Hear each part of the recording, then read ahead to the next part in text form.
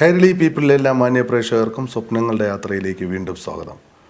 ഞാനിന്ന് തുംകൂറിനടുത്തുള്ള ദസ്രഹള്ളി, ദസ്രഹള്ളി എന്നാണ് ഇതിനെ പറയപ്പെടുന്നത്. ഒട്ടനവധി മലയാളികൾ ഇവിടെയുണ്ട്. ഇന്ന് ഞാൻ നിങ്ങളുടെ മുമ്പിൽ പരിചയപ്പെടുത്തുവാൻ പോകുന്നത് തിരുവനന്തപുരം ജില്ലയ്ക്കും കന്യാകുമാരി ജില്ലയ്ക്കും ഇടയിൽ കാഞ്ഞാമ്പുറത്തിനടുത്തുള്ള വൈക്കല്ലൂർ എന്ന പ്രദേശത്ത് നിന്നും ഏതാണ്ട് 36 വർഷങ്ങൾക്ക് മുമ്പ് ഒരു ജോലി അന്വേഷിച്ച് പെൻഷനേഴ്സ് പാരഡൈസ് എന്നറിയപ്പെടുന്ന ഈ ബാംഗ്ലൂർ നഗരത്തിലെത്തുകയും ജോലിയിൽ നേടിയ അറിവും അനുഭവ പരിചയ സമ്പത്തും സത്യസന്ധതയും ആത്മാർത്ഥതയും കൊണ്ട് ഒരു നല്ല വ്യവസായിയായി മാറിയ വി സുരേന്ദ്രൻ തമ്പിയാണ് ഇന്ന് ഞങ്ങളുടെ അതിഥി. ക്രിയേറ്റീവ് ഡിസൈൻ ആൻഡ് മാനുഫാക്ചറിങ് കമ്പനിയുടെ ചെയർമാൻ ആൻഡ് മാനേജിംഗ് ഡയറക്ടറാണ് വി സുരേന്ദ്രൻ തമ്പി. അദ്ദേഹത്തെ ഈ പ്രോഗ്രാമിലേക്ക് ഞാൻ ഹാർദവമായി സ്വാഗതം ചെയ്യുന്നു. നമസ്കാരം സാർ. കാഞ്ഞാമ്പുറം കന്യാകുമാരി ജില്ലയിലാണല്ലേ? അതെ. അതിനടുത്തുള്ള വൈക്കല്ലൂർ. എങ്ങനെയായിരുന്നു ബാല്യകാലം സാർ? കുട്ടിക്കാലം എന്ന് പറഞ്ഞാൽ നമ്മളുടെ അതൊരു ഗ്രാമപ്രദേശമാണ്. വളരെ എന്ന് പറഞ്ഞാൽ ഒരുപാട് വീടുകളൊന്നുമില്ല, എന്നാലും കാണാൻ നല്ല സൗന്ദര്യമുള്ള ഒരു സ്ഥലമാണ്. മനോഹരമായ സ്ഥലമാണ്. കടലും ആറും കുളങ്ങളും ഒക്കെ ഉള്ള, അതുപോലെ ഈ കയർ വ്യവസായം നടക്കുന്ന ഒരു സ്ഥലം. ശരിക്കും അത് കന്യാകുമാരി ജില്ലയിലാണ്. നമ്മുടെ കേരളത്തിലായിരുന്നു. അത് പിന്നെ ഈ പാലക്കാട് കേരളത്തേക്കോട്ട് എടുത്തപ്പോൾ സംസ്ഥാനം വിഭജിച്ച സമയത്ത് അത് പേര് മാറ്റി. അതെ, മാറ്റിയതാണ്. അപ്പോൾ വൈക്കല്ലൂർ എന്ന് പറയുന്ന സ്വദേശം ഒരുപാട് നമ്മുടെ ജീവിതത്തിൽ സ്വാധീനിച്ചിട്ടുണ്ടെന്ന്. ഉണ്ട്. പിതാവിന് എന്ത് ജോലിയായിരുന്നു? അച്ഛന് കൃഷിയാണ്. കൃഷി ഒരു സാധാരണ കുടുംബമാണ്. നമ്മളെ ഒരു വലിയ അത്ര സമ്പത്തൊന്നുമുള്ള ഒരു കുടുംബമായിരുന്നില്ല. 6 മക്കളാണ് നമ്മൾ. മൂത്തത് 4 പെണ്ണുങ്ങളും എൻ്റെ സഹോദരിമാരും 2 ആണുങ്ങളുമാണ്. അതിൽ ഏറ്റവും ഇളയവനാണ് ഞാൻ, അവസാനമുള്ളത്.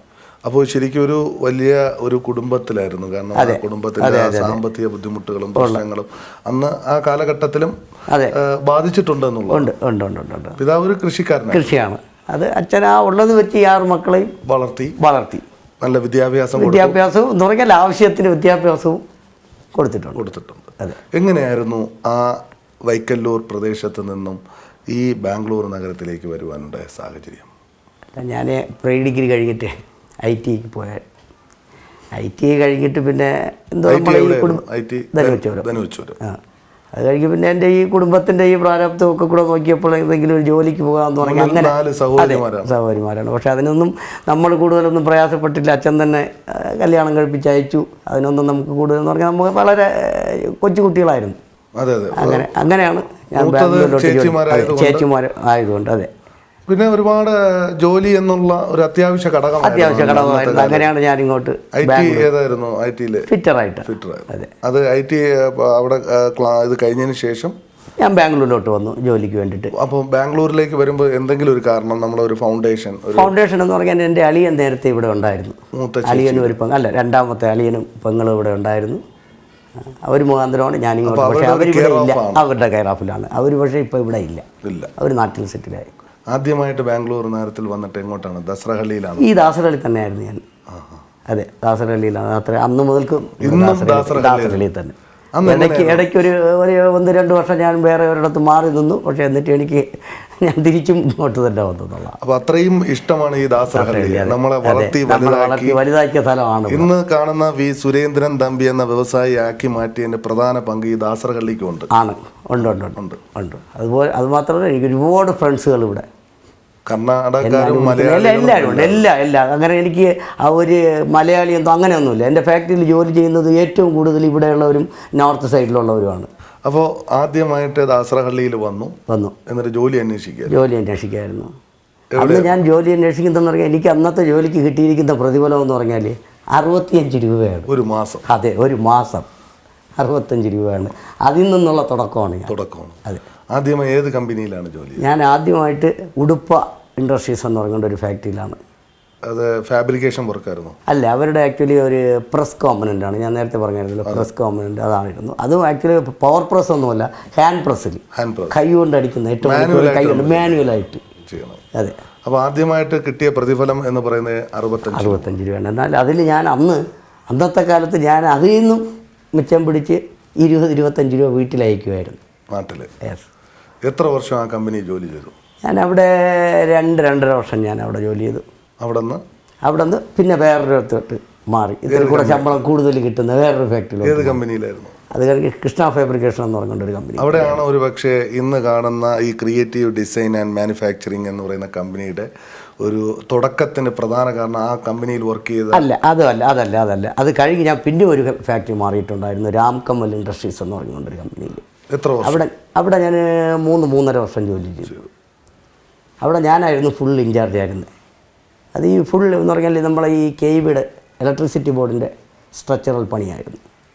അങ്ങനെയാണ് ഞാൻ ഈ പ്രസ്സിൻ്റെ ആദ്യമായിട്ട് ഞാൻ തുടങ്ങുന്നതിന് ഒരു ചെറിയൊരു ഹാൻഡ് പ്രസ് ഇട്ടിട്ട് ഈ പ്രസ്സിൻ്റെ പണിയാണ് ഞാൻ ആദ്യമായിട്ട് തുടങ്ങുന്നത്. അതെ, സ്റ്റാർട്ട് ചെയ്യുന്നത്. ഏത് വർഷമായിരുന്നു?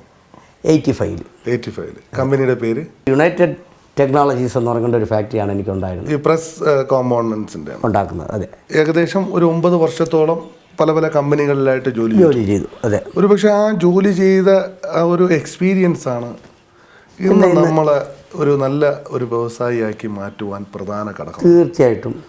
അപ്പോൾ ഏതൊരു മേഖല നമ്മൾ തിരഞ്ഞെടുക്കുമ്പോഴും ആ എക്സ്പീരിയൻസ് എന്ന് പറയുന്നത് വളരെ പ്രധാനമാണ്.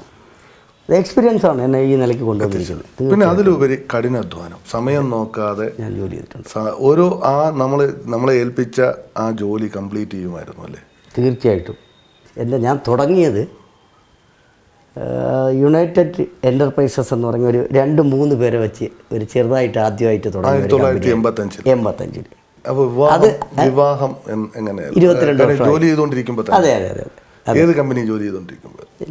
ജോലി ചെയ്യുമ്പോഴല്ല, ഞാനിത് ഫാക്ടറി ചെറുതായിട്ടൊന്ന് സ്റ്റാർട്ട് ചെയ്തതിന് ശേഷമായിരുന്നു വിവാഹം. ആണ് യുണൈറ്റഡ് എൻ്റർപ്രൈസസ്. അതെ, അപ്പോഴാണ് കല്യാണം കഴിയും. എവിടെ നിന്നായിരുന്നു വിവാഹം? കിളിമാനൂർ മടവൂർ എന്ന് പറയുന്ന സ്ഥലത്ത് നിന്നാണ്. വൈഫിൻ്റെ പേര്? മിനി എസ് തമ്പി എന്നാണ്. അതെ. അപ്പോൾ യുണൈറ്റഡ് എൻ്റർപ്രൈസസ് കമ്പനി തുടങ്ങിക്കഴിഞ്ഞ് ഒരു കുറച്ച് കാലം കഴിഞ്ഞ് മകൻ ജനിക്കുന്നു, സൂരജ്. അതെ, സൂരജ്. അങ്ങനെയാണ് സൂരജ് ഇൻഡസ്ട്രീസ് എന്ന് പറഞ്ഞിട്ട് ആ പേര് നൽകിയിട്ട് അങ്ങനെ അവിടെ ഇപ്പോൾ ഒരു 10-20 പേര് ജോലി ചെയ്യുന്നുണ്ട്. ആ സ്ഥാപനം ഇപ്പോഴും ഉണ്ട്. അതിൻ്റെ ഓണറായിട്ട് എൻ്റെ മിസ്സസ്സാണ് അത് നോക്കുന്നത്. അതെ. അത് ഹെവി ആണോ ലൈറ്റ് ആണോ? ലൈറ്റ് എന്ന് പറഞ്ഞാൽ ലൈറ്റ് ഫാബ്രിക്കേഷൻ, ഷീറ്റ് മെറ്റൽ. അവിടെ ഫുൾ ഷീറ്റ് മെറ്റലാണ്. അതെ, അതും എല്ലാം ഈ പീനിയയിൽ മുഴുക്കനും അറിയപ്പെടുന്ന ഒരു കമ്പനിയാണ് സൂരജ് ഇൻഡസ്ട്രീസ് എന്ന് പറഞ്ഞാൽ. ആ ബേസിലാണ് ഞാൻ സ്റ്റാർട്ട് ചെയ്തത്. ഒരു പക്ഷേ നമ്മുടെ ജീവിതത്തിൻ്റെ ഏറ്റവും വലിയൊരു ഭാഗ്യം എന്ന് പറയുന്നത് ആ ചെറിയ മുറിയും ആ സൂരജ് ഇൻഡസ്ട്രീസ് എന്ന് പറയുന്ന കമ്പനിയുടെ തുടക്കമാണ്. അത് കാരണം ഞാൻ അത് ഇന്നും വിട്ടിട്ടില്ല. അതുമാത്രമല്ല, കേരളം, തമിഴ്നാട്, കർണാടകയിൽ ആൾമോസ്റ്റ് എല്ലാ സ്ഥലത്തും ആ പേര് എല്ലാവർക്കും അറിയാം. എങ്ങനെയാണ് അത് കാര്യം എന്ന് പറഞ്ഞാൽ ഞാൻ മെയിൻലി അതവിടെ ചെയ്യുന്നത് ഈ ഇലക്ട്രോണിക്സ് വെയിങ് മെഷീൻ്റെ ബോഡിയാണ്. അത് എല്ലാവർക്കും ആവശ്യമുണ്ട്. ട്രിവാൻഡ്രം മുതൽക്ക് ഇങ്ങോട്ടെല്ലാം കന്യാകുമാരിയിലുണ്ട്, പിന്നെ മധുരയിൽ, ഇവിടെ ഒരുപാട് സ്ഥലത്ത് നമ്മുടെ സൗത്ത് ഇന്ത്യ മൊത്തം അറിയാം. സൗത്ത് ഇന്ത്യ മുഴുവനും സൂരജ് ഇൻഡസ്ട്രീസ് എന്ന് പറഞ്ഞാൽ അറിയാം. അപ്പോൾ ഈ വെയിങ് മെഷീൻ്റെ ബോഡിയാണ് അത് ഡിസൈൻ ചെയ്ത്. അതെ. അപ്പോൾ അതിന് വേണ്ട ലൈറ്റ് ഫാബ്രിക്കേഷൻ മെഷീനറി എല്ലാം എൻ്റെ ഉണ്ട്. കംപ്ലീറ്റ് മെഷീനറി അത് ഡിസൈൻ ചെയ്ത് അയച്ചു കൊടുക്കും. കേരളത്തിൽ എവിടെയൊക്കെയാണ് കൊടുത്തിട്ടുള്ളത്? കേരളത്തിൽ ഇവിടെ ഉണ്ട്, പാലക്കാടുണ്ട്, മലപ്പുറത്തുണ്ട്, കായംകുളത്തുണ്ട്, നമ്മളെ പന്തളത്തേക്കുണ്ട്, ട്രിവാൻഡ്രത്തേക്ക് ഉണ്ട്.